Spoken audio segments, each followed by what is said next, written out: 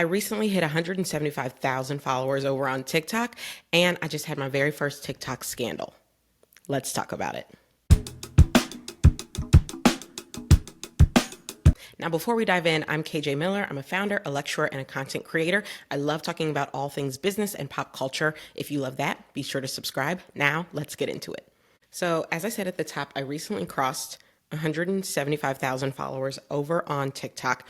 And the most sort of throwaway video that I did yesterday, literally, it was like 40 seconds long. I did it in my bathrobe while I was traveling for work. Has caused such a stir. Okay, now I'm going to give you a little bit of the timeline, sort of what happened, and then I'm just going to free flow some of my thoughts about all of this. I don't have a script. I don't really have any, I don't know where this video is going, okay? But because this has never happened to me before, I figured why not chat about it here as well. So the video was, I was reacting to a quote from Ben Horowitz. Now, let me say up front, Ben Horowitz did not say this. I don't want to get sued by anybody. But it was going around on TikTok that Ben Horowitz had said, billionaires prefer Black women and Black wives are for grown-ups. You can probably Google and find the supposed quote. I'm not going to paste it here, like I said.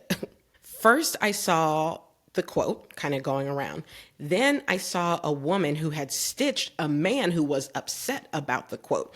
And then I saw in that woman's comment section a lot of men, Black men, who were vocalizing really just some fairly rude and demeaning things, okay?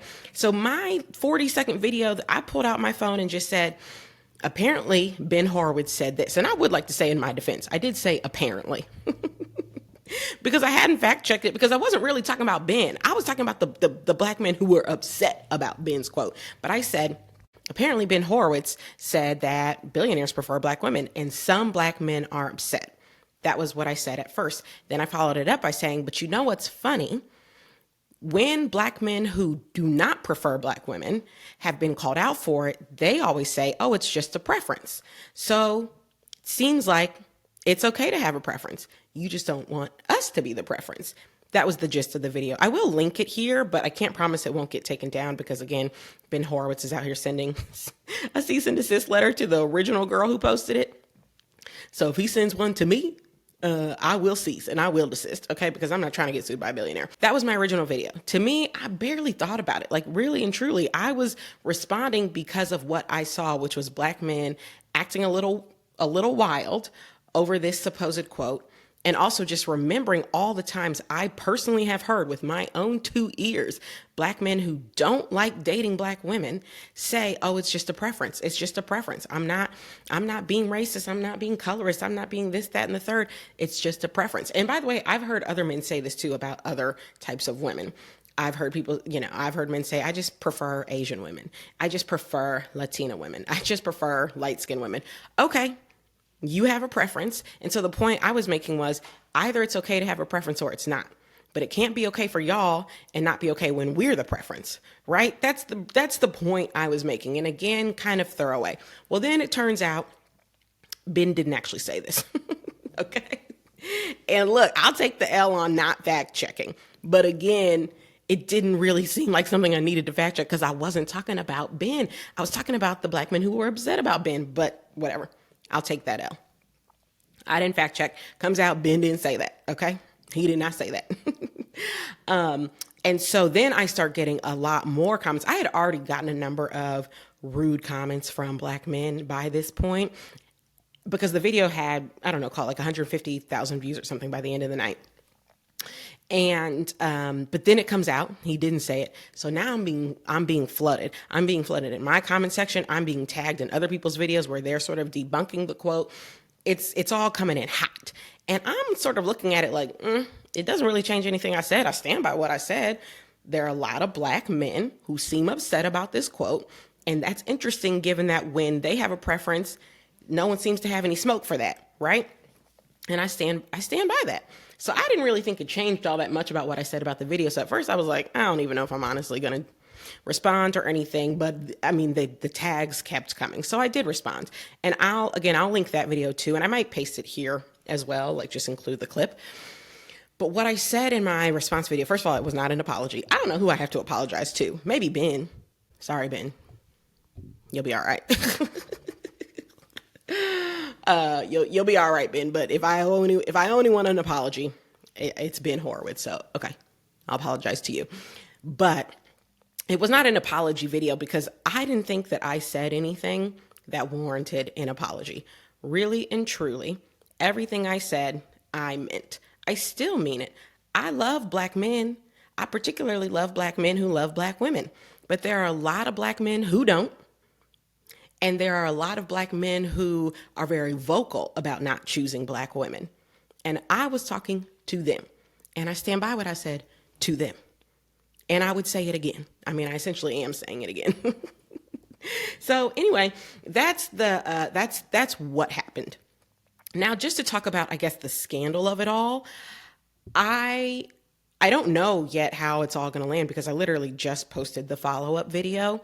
And, this is TikTok, so you never know what the algorithm's going to do. Maybe it'll get 100,000 views. Maybe it'll get 1,000 views. You truly never know with TikTok. The video I posted before that, which, by the way, I'm very proud of, and I would love for somebody to go watch because it took me a while to do, floppity flop, flop, flop. And you just never know with TikTok. So I don't know what the response to this video will be. Like I said, I just posted it. I can show you right now. Let's see. I think I posted it 3 minutes ago. Yeah, okay. I posted it according to TikTok 8 minutes ago, and I have 600 views. You see that? It'll show you. 600 views, 8 minutes ago. And let's see. I'm trying to go back. Let me think about that. If that math means I think it's going to be a well-viewed video. It might be. It might be. For 8 minutes, 600 views is not terrible. The metric I usually use is if a video gets to 10,000 views within an hour, it's usually going to be a pretty strong video.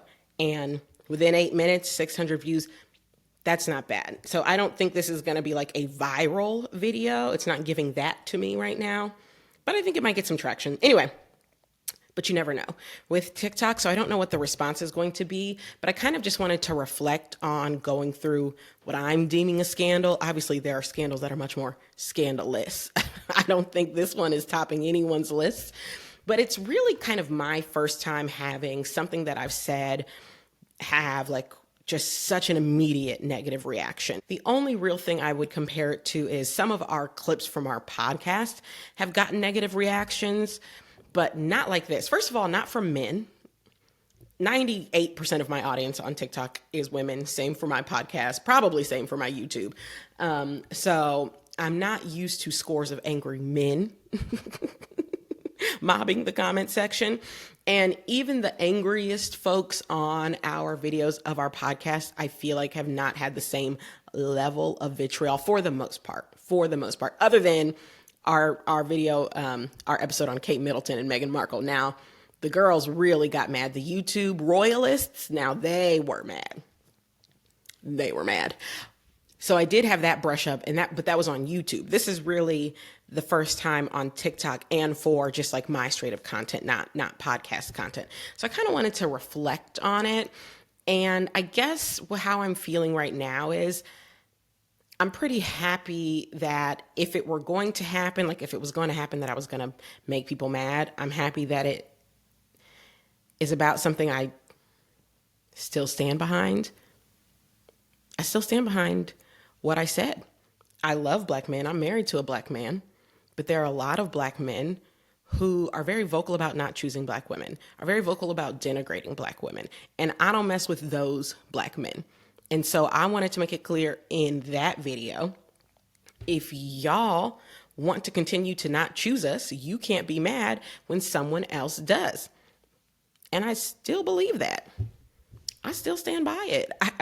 I don't have anything really to change about it. So I guess my takeaway is just, if it had to happen, I think I'm okay with it happening on this one. But I am curious to know what people think. Like, I'm curious what people are going to be saying. Actually, you know what? Let's see.